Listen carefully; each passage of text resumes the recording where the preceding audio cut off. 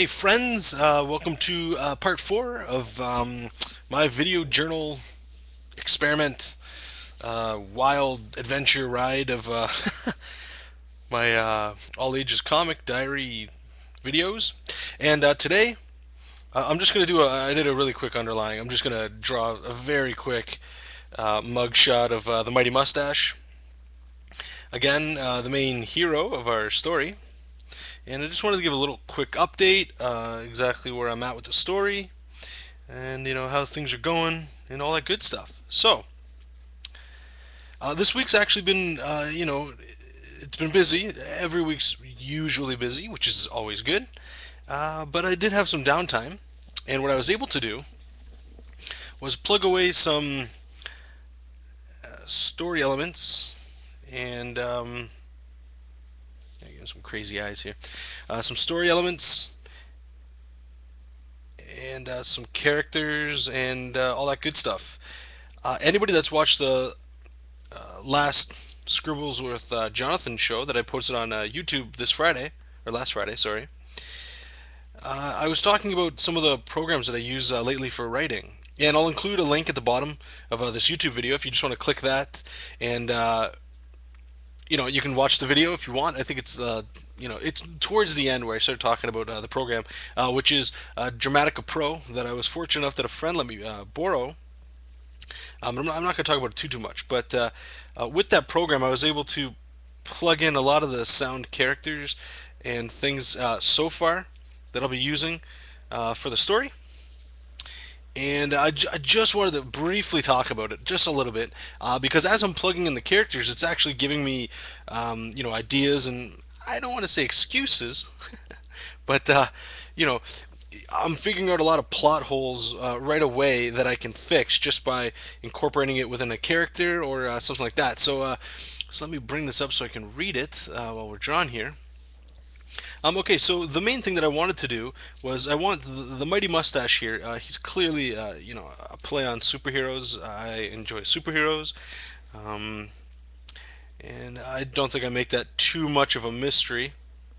Here we go, some big, really weird lips. He's always doing weird things with his lips. Anyway, the big thing that I wanted to play around with was instead of having, I was talking in the previous video a little bit about the general idea of the story, but I wanted to do instead of having the main character uh, be the Mighty Mustache himself, kind of like the Spider-Man Peter Parker thing or any really superheroes. What I decided to do was make the Mighty Mustache its own entity, its own being, and it gave me quite a bit of play with how I wanted to do the story and how the story was going from that moment on. And I'll be the first to say this is an all ages comic. I'm going to put violence in it, but I'm not going to be putting blood and guts, you know, gratuitous violence, just standard stuff you'd find in a normal comic book, quote unquote normal comic book.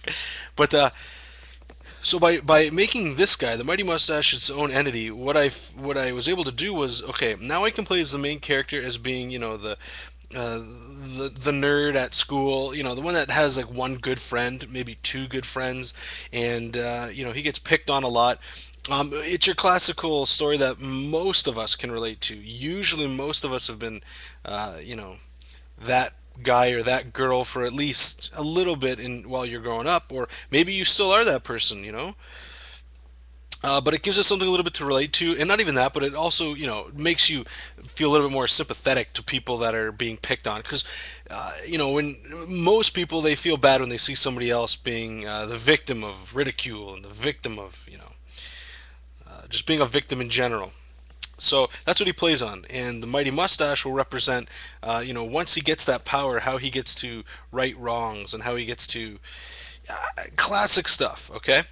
So what I did is I came up with playing around with the idea that um, what if that universal truth of good versus evil and all that jazz. What if I played around with that? So what I did was I came up with two characters, and their names are going to be Lord or King Axiom and Lord Vex.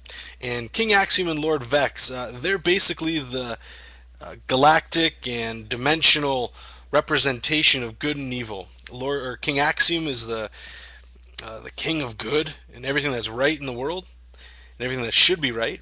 And Lord Vex is the evil guy. You know, he's all about control and he's all about doing all that bad and naughty stuff. And basically, somehow, and this is a part that I'm actually working on right now.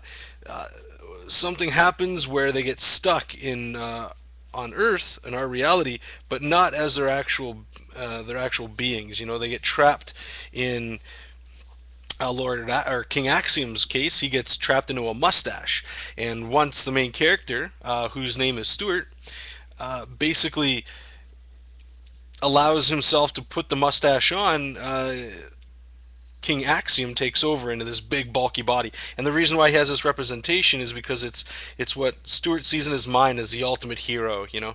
And the mustache, I'll play a little bit into that and I'll let you guys know a little bit why it's exactly a mustache.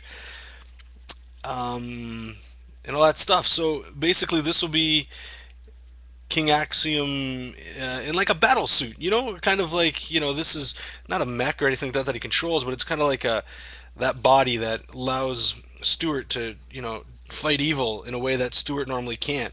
He can fight evil now in a way that, you know, he can actually do something about it physically and not necessarily mentally, but he can tackle those big problems in this state, whereas Stuart can only tackle those smaller problems, you know, the problems that he sees at school, the problems of him being a bully, but, you know, he's still going to be getting picked on throughout the story, and it's just that play that you can play back and forth on it. And I'm running out of time, and I totally forgot about this, but I just wanted to add it real quick. My good friend John Lees, the person who is the writer, the lead writer on The Standard, which is a comic I worked on. You can find more of that on my site, jonathanrector.com. On today's live Scribbles with Jonathan show on UStream, I was asking around, you know, like, hey guys, I'm trying to write, you know, the Mighty Mustache from having some problems, you know, like structuring a story.